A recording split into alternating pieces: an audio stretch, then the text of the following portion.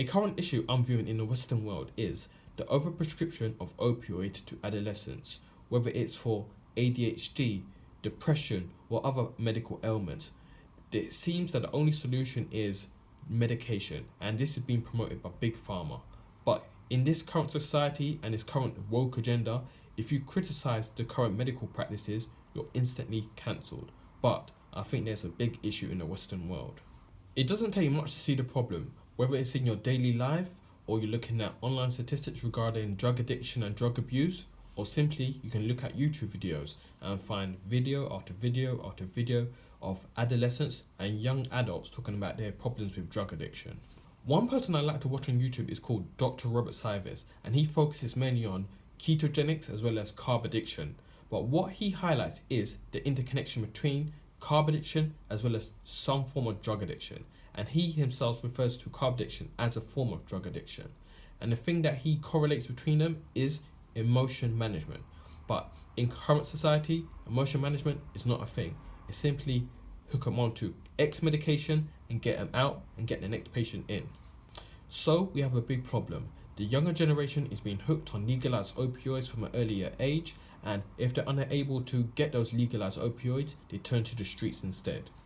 Also, remember the current narrative that hospitals are overburdened, and this is even after COVID regulations limited the amount of inpatients into facilities. So, what was the solution? Out of facility monitoring. And what company does this? Masimo. On first glance, you will notice that the company's share price has fallen more than 50% in the last 6 months. So you will think, what the hell is going on with this company? Are they losing money? Are they over indebted? Is there fraud? Is there a scandal? Is the CEO doing insider trading? But there's none of that. The only reason I can think of for the reduction in share price is a loss of sentiment for US stocks in general. Other than that, the company is very good and it's very interesting. The company's products are pretty simple to understand. It provides wearable devices that monitors a patient's vitals.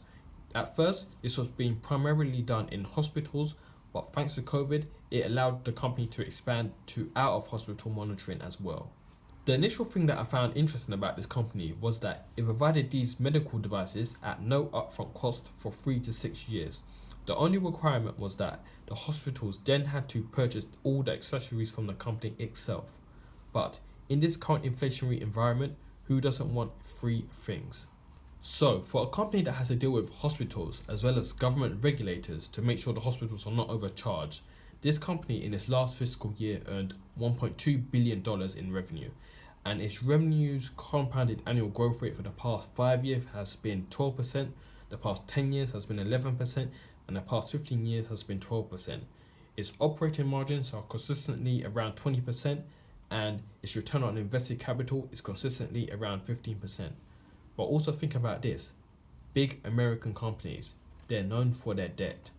This company has zero debt, and that's pretty unique in this current environment. In the current investment environment, there are two main issues, debt and inflation. While the company maintains no debt on its balance sheet, you will certainly need to think about how inflation will affect its customers in the 3 to 6 year period when the company expects to claim its deferred revenue. And even though the deferred revenue is from technically high quality customers, i.e. the government, you will still need to think about whether the company will be forced to issue discounts to the government solely because they're a government-based supplier of public services. So that is it. I think Masimo is a pretty interesting company, but sadly because of the policies of Big Pharma, it will benefit from the increased amount of young adults becoming addicted on legalized and illegalized opioids. So I urge you to do your own research, check out the company's SEC filings, and check out the company's website for more information as well. Thank you for listening. My name is Eric.